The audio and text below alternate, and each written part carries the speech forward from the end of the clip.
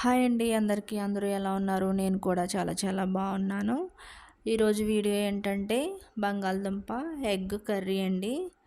చాలా టేస్టీగా అయితే ఉంటుంది. ఒకసారి తిన్నారంటే మళ్ళీ చేసుకోవాలని అనుకుంటారు. ఇప్పుడు కావాల్సిన పదార్థాలు ఏంటో చూపిస్తాను చూడండి. ఉడకబెట్టిన ఎగ్స్, అలాగే కట్ చేసిన ఆనియన్, పచ్చిమిరపకాయలు, పొట్టు తీసి కట్ చేసుకున్న బంగాళదుంప, అలాగే పసుపు, కారం, సాల్టు, కొంచెం గరం మసాలా పేస్ట్ కూడా కావాలండి. ఈ పేస్ట్ ఏంటంటే చెక్క, లవంగ, ఇలాచి, ధనియాలు, అల్లం, వెల్లుల్లి వేసి పేస్ట్ అయితే చేసుకున్నాను. ఇప్పుడు స్టవ్ మీద ఆయిల్ పెట్టి వేడి చేసుకున్న తర్వాత కొంచెం పసుపు వేసుకుని ఇప్పుడు బంగాళదుంపలు అయితే వేసి బాగా వేయించుకోవాలండి. హై ఫ్లేమ్లోనే వేయించుకోవాలి, వేపుతూనే ఉండాలి. అలా వేయించడం వల్ల గిన్నెకైతే అతుక్కోకుండా వస్తాయి. కర్రీకి కూడా మంచి టేస్ట్ కూడా వస్తుందండి. బంగాళదుంపలు ఎంత బాగా వేస్తే అంత కర్రీ టేస్ట్ బాగుంటుంది. మెత్తగా అయిపోయినా బాగోవు. చూస్తున్నారు కదా, ఇలా ఈ కలర్ వచ్చే వరకు అయితే వేయించుకోవాలి. ఇలా వేగిపోయిన తర్వాత ఒక గిన్నెలోకి అయితే తీసేసుకుందాం ఆయిల్ లేకుండా. ఇప్పుడు అదే ఆయిల్లో కట్ చేసిన ఆనియన్ అయితే వేసేసుకుంటున్నాను. వేసుకుని బాగా కలుపుకోవాలి. కలుపుకున్న తర్వాత మూత పెట్టి వేయించుకోవాలి. మధ్యలో వేయించుకుంటూ ఉండండి. ఆనియన్ వేయించుకునేటప్పుడు అయితే హైలో ఉంచకండి. నేనైతే మొత్తం సిమ్లో పెట్టేస్తాను. అలా అయితేనే కర్రీ బాగుంటుంది. హైలో చేసిన కర్రీ అంత టేస్ట్ అయితే రాదండి.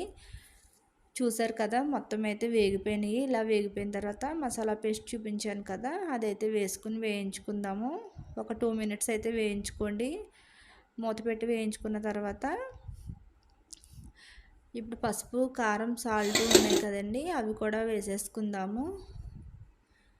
నేను పసుపు, కారం, సాల్ట్ వేసి కూడా కొంచెం సేపు అయితే వేయిస్తానండి. అలా వేయించడం వల్ల కర్రీకి అయితే చాలా టేస్ట్ అయితే వస్తుంది. ప్రతి కర్రీకి ఇలాగే చెప్తున్నాను అయితే అనుకోకండి, నిజంగానే చాలా బాగుంటుంది. ఇలా వేగిపోయిన తర్వాత ఆయిల్ వచ్చింది చూడండి బయటికి. ఇప్పుడు ఈ వేయించుకున్న బంగాళదుంప ముక్కలు అయితే వేసేసుకుందాము.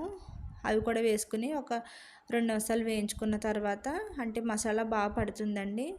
నేను ఎగ్స్కి ఇలా ఘాట్లు పెట్టుకుంటాను. అలా ఘాట్లు పెట్టడం వల్ల కర్రీ అంతా లోపలికి వెళ్ళి ఎగ్ లోపలికి కర్రీ అయితే చాలా బాగుంటుంది.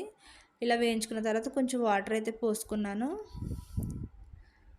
ఇప్పుడు ఎగ్స్ కూడా ఇందులోకి వేసేసుకుందామండి. నేను ఎగ్స్ ఎప్పుడు వేయించనండి. ఒకవేళ మీకు వేయించుకోవాలి అనుకుంటే వేయించుకుని కూడా వేసుకోవచ్చు. మాకు అలా తినరండి, అందుకే నేను వేయించకుండా అయితే వేసాను. ఇలా కూడా చాలా బాగుంటుంది. చూసారు కదా, అలా ఘాట్లు పెట్టడం వల్ల కర్రీ ఉడికేటప్పుడు లోపలకు కూడా వెళ్ళి చాలా టేస్టీగా అయితే ఉంటుందండి. నా వీడియో కనుక నచ్చినట్టయితే లైక్ చేయండి, షేర్ చేయండి, కామెంట్ చేయండి. కొత్త వాళ్ళు ఎవరైనా చూస్తున్నట్టయితే సబ్స్క్రైబ్ చేసుకోండి. కర్రీ అయితే ఇంతేనండి.